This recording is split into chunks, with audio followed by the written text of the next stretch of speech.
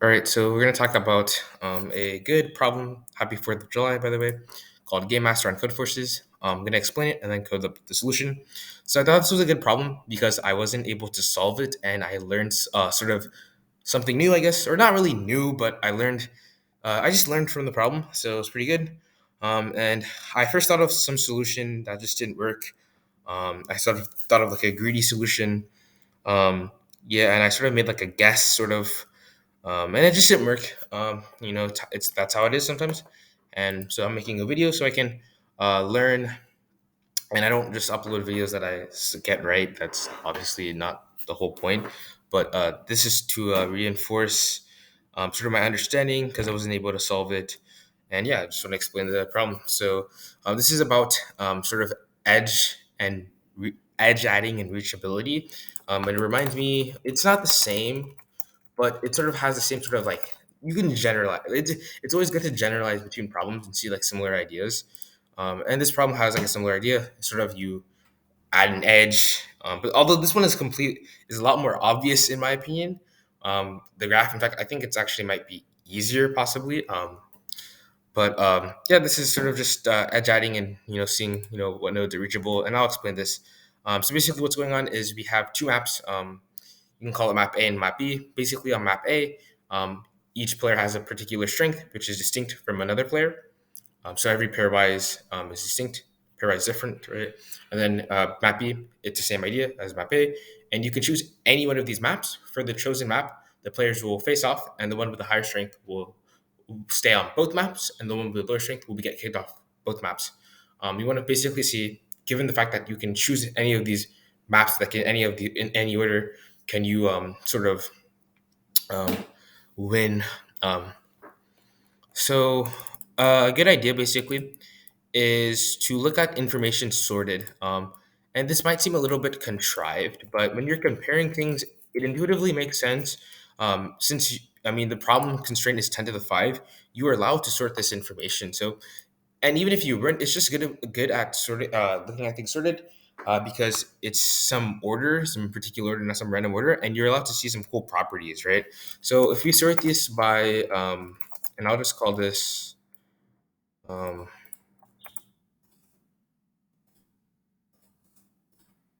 1, 2, 3, and 4. If we sort this by our a value, we're gonna get this.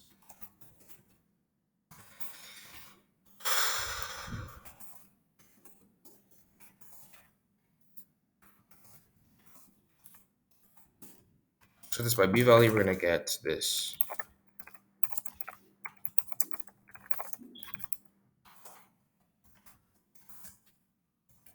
Yep. And the graph theory idea might I feel like it's really hard to motivate this. Like you sort of have to see this idea before in like a similar problem or something, or just have to see a similar stimuli. Um, One thing that we can think about is if so. One thing you should be thinking about, sort of, you can look at the examples and you can sort of go through them. But once you do, you should be thinking about if a player won, that means that this player sort of um, beat another player Y, and this is in the editorial, sort of beat another player Y. And so you can sort of represent that by like a directed edge. I sort of don't want to make this contrived though, but it's pretty hard not to because it feels like, I don't know. I really don't know how to make this motivated. That'll be extra time to think about that, but I don't really want to spend that much time there. I think just the clearest way to understand this, if you sort the values, one thing you can do is you can basically say if you know that a player can beat another player, for example, let's say player one can beat another player, let's say player two, then add a directed edge to saying it can defeat player two, right? Directed edge. And basically, if you know player two can beat player three, add a directed edge. If you know player three can beat player four, add a directed edge. And the idea is that if these are four players, you know that you can win from one. And the reason you can win from one is because it's basically saying that you're allowed to sort of you're allowed to um, you know you can beat two, and you know two can, and you know that you can beat three, so you can just beat three, so that can go away. And but first first that actually first the way it's going to work is you know that four can die first, so four can die first, then three can die first. Like you're kind of like going along like the direction of these arrows, but you know that four can die first, and then you know that two can die, and then one will be the winner. So this is what it's sort of doing is like this representation. If you just direct an edge from a node in which like you can beat, like a directed edge saying that I can beat you, right? I can beat you, or it might be more intuitive to say that maybe I can't beat you, but um, I guess that's not really.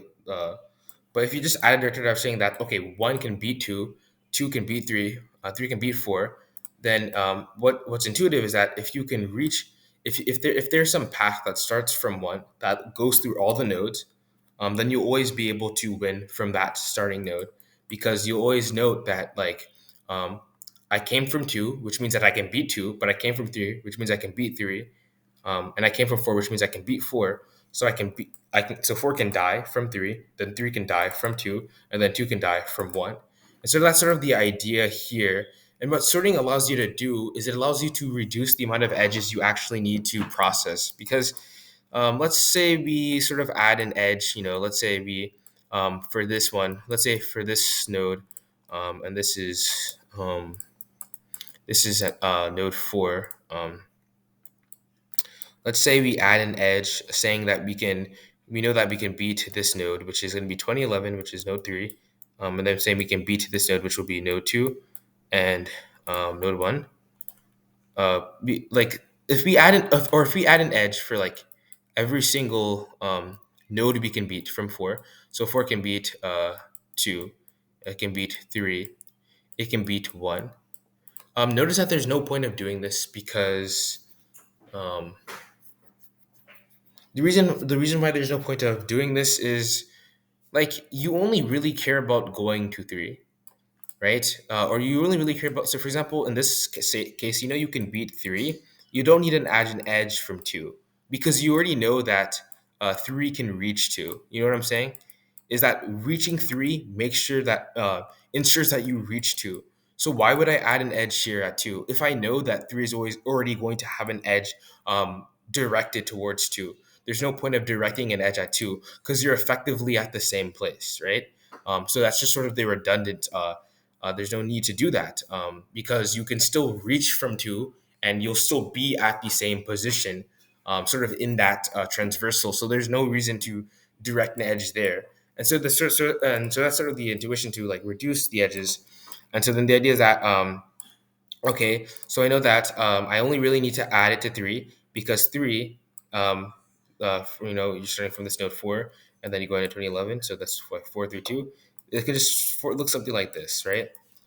So again, there's no need to sort of do this because it's just or this, where you add each edge because it's just redundant. You don't need to do that because you already know you can reach two from there. You can be at that position from there. So why would you ever do that? If you just do that, then it's going to be like one, and it's sort of going to be like, why'd you even? You could just get here. It's the same as this, right? So you don't want to copy over information again, which is why you only need to actually um, sort of add an edge to the closest one, which is sort of what this problem kind of did. Is you sort of just want to add an edge from four 2 3 because you know that again I want to emphasize this because this is pretty much the solution because you know that there's no point of like adding an edge towards two because you know you can already reach it from three, and so then basically only add an edge to like the neighbor in the array, like in the array in this or this list, right?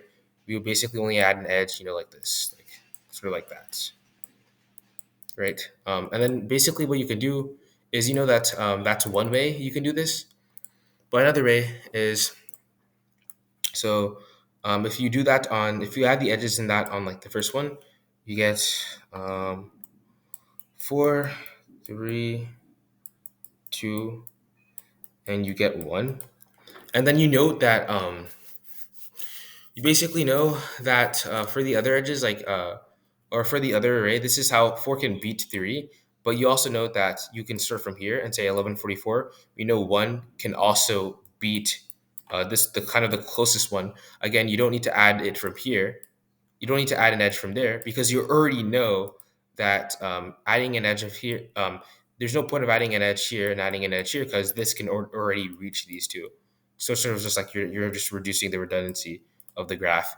And so then you can say, okay, so for 1, it can beat 2130, which corresponds to 4. So sort of it sort of makes like a cycle here, but and then you know that from there, you should be able to um, I guess do the same thing with the other ones. 2130, you'll need to add an edge to 1222. 2130 is 4, and 1222 is 2. So you can just do this.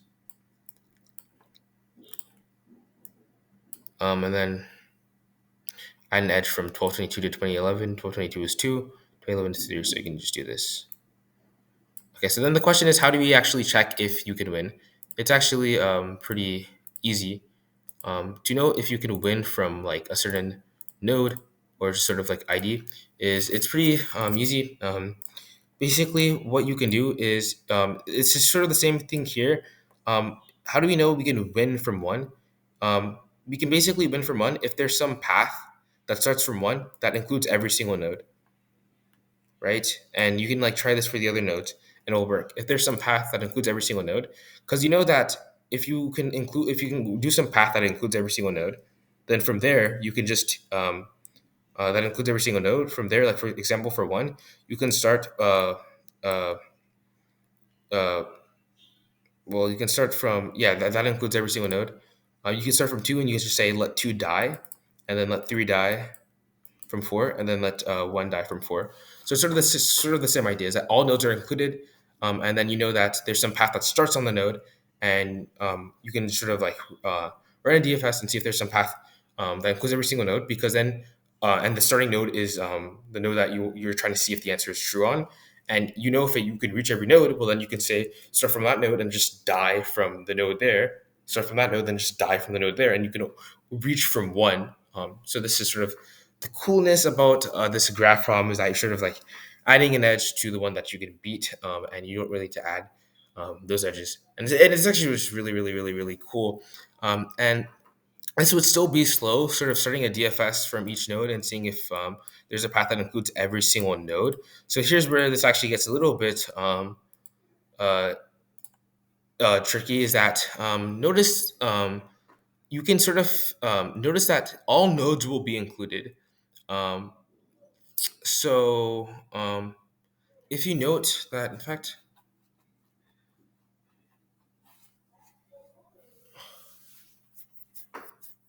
well,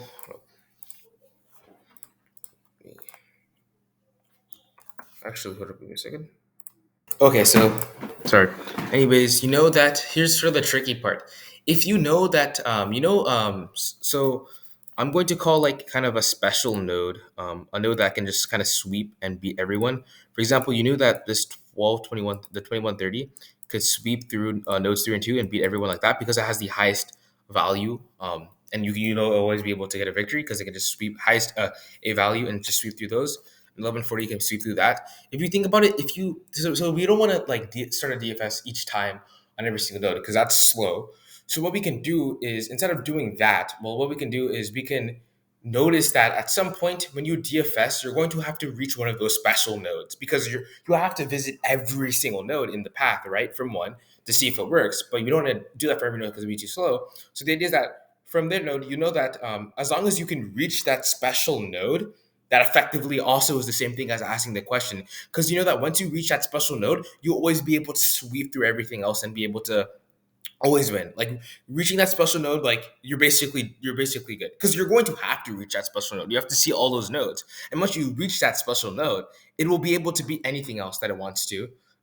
So the idea is that can you reach a special node is sort of another way to rechange this question. And so that means that suggests is again we don't want to DFS each time and see okay from when can I reach 4 because in directed DFS you don't visit all nodes.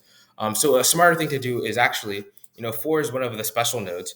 So what we can do is we can fix a special node and sort of DFS from the special node, and we can sort of reverse the edges.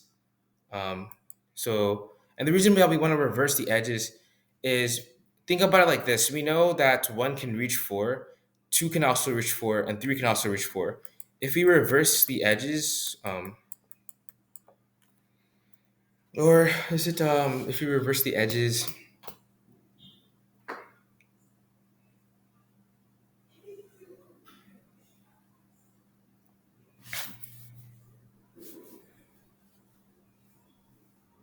Wait.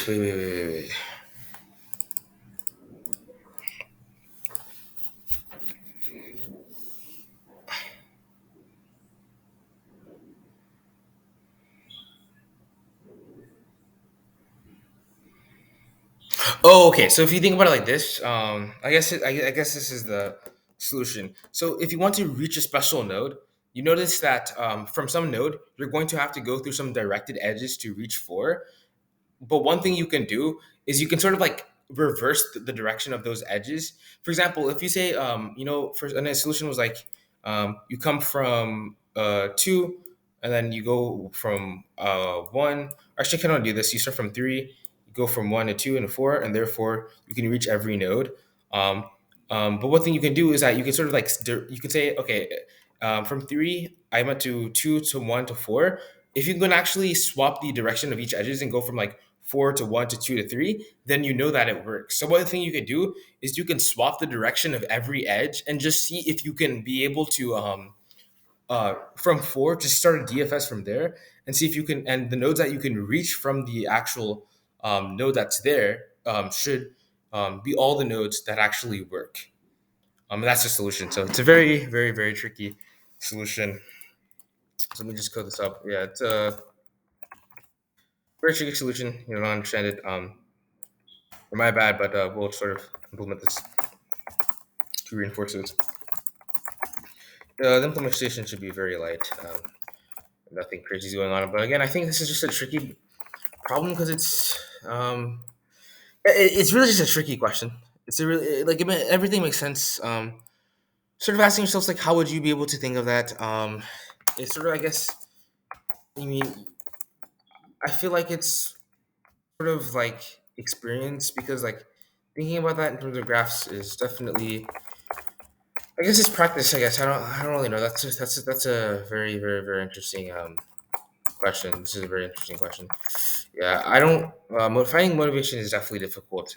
If you, yeah, I haven't been exposed to a similar stimuli other than this before. I think. I don't know. Um, but definitely, this is not obvious.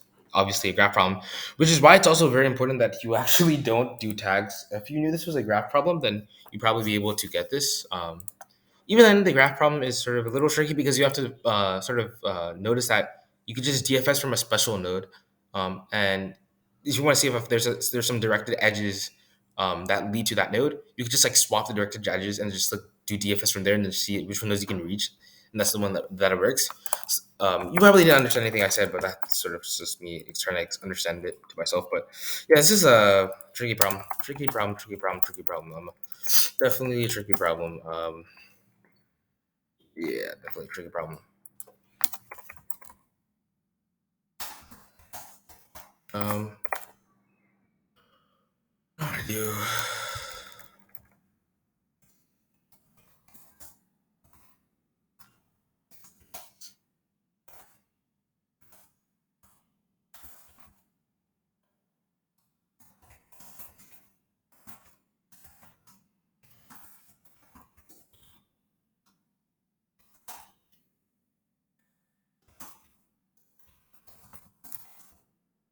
Sort of just want to just do this.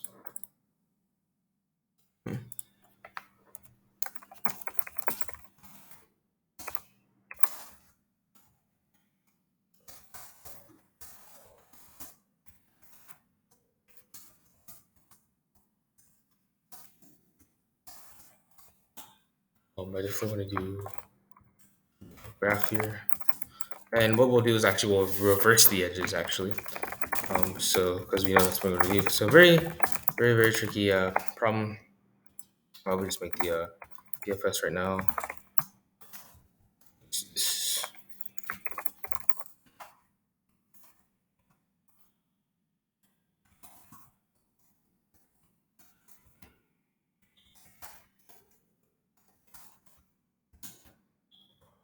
the DFS is very, very definition. So nothing crazy here. It's very basic DFS, right? But it's obviously hard to, I guess, think of this. Yeah.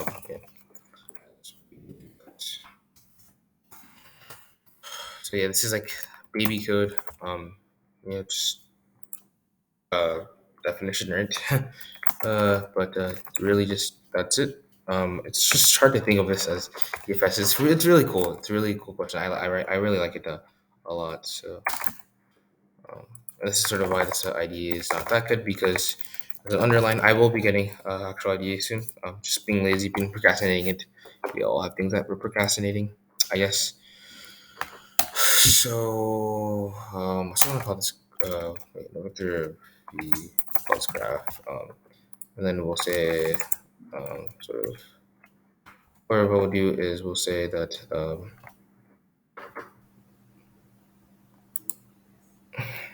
the vector of sort of nodes, nodes.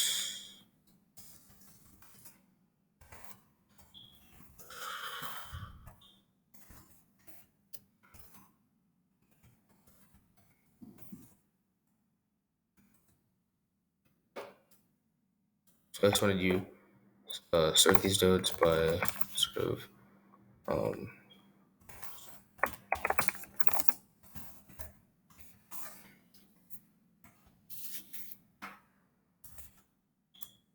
sort by one value.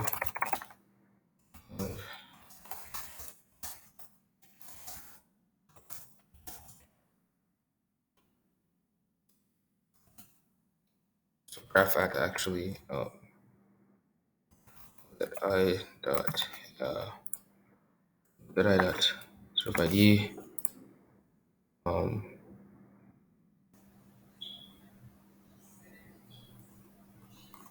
yes, okay, okay, okay.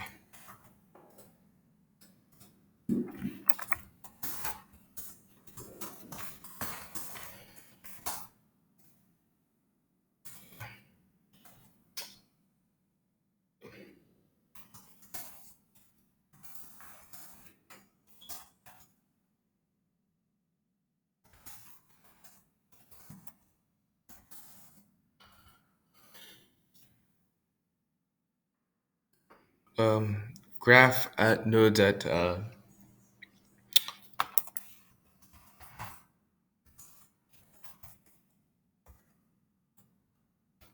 I actually want to do this. Yeah, river stage because I would usually do this, but I'm gonna actually direct that to that. Go to okay.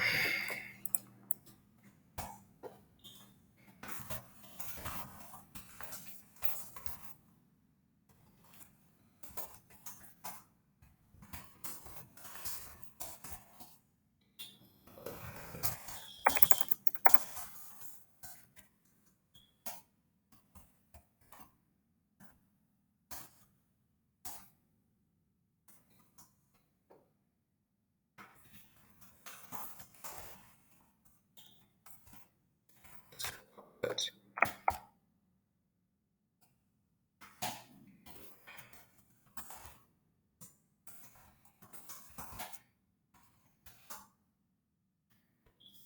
If it's from a special node.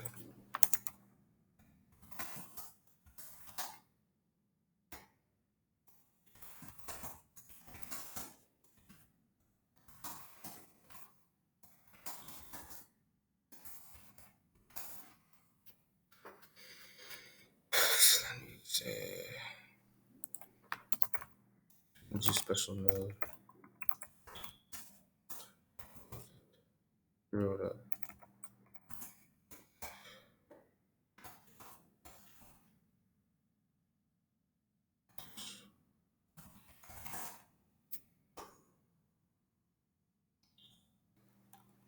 Probably not gonna risk the first try because there's no underlining, so I don't even know if I'm doing something wrong. So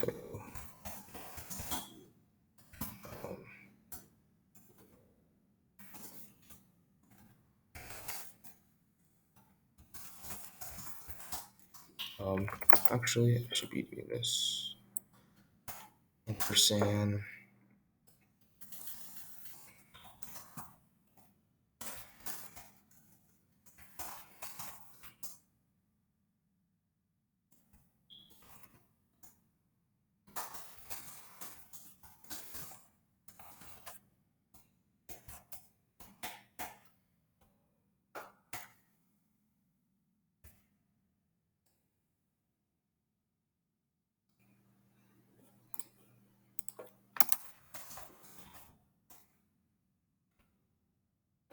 The way this works the first time, there's gonna be some error. I can just debug it quickly though.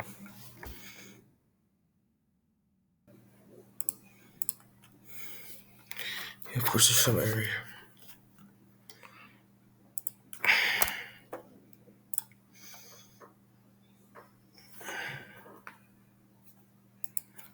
This is sort of the downside of not being able to see underlined. It gets really annoying.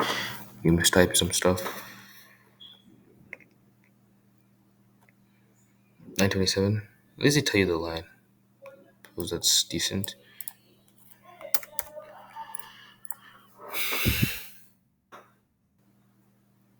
Where's the runtime error? I don't see where there'd be a runtime error.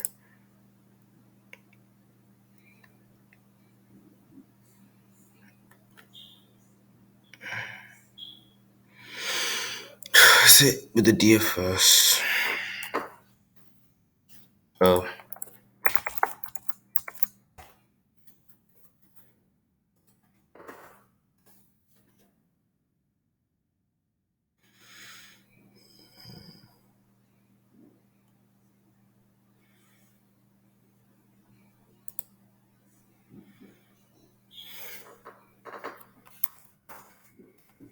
should be this.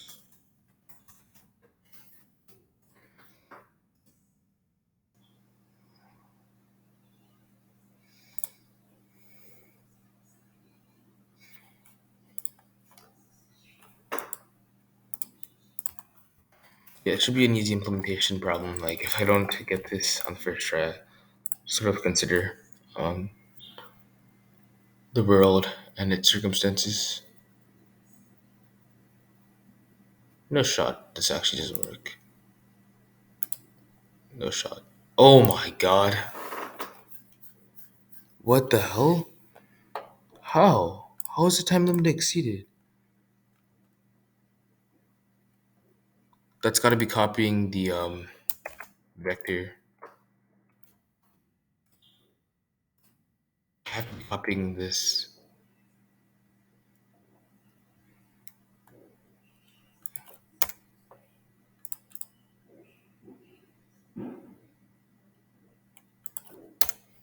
It has to be open.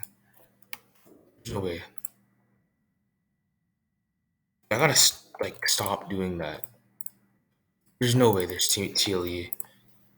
Okay, so I obviously jinxed myself by trying to act cool and like letting this work. Just work now. Yeah, now it works. If in case you're wondering, I made this mistake before. It's just putting an ampersand. You want to reference the memory so that it doesn't copy over. Yeah, that's it. But anyways, this is sort of a tricky problem. So yeah, I want to think about it more. Well, before like just in general. But yeah, good problem. All right, see you.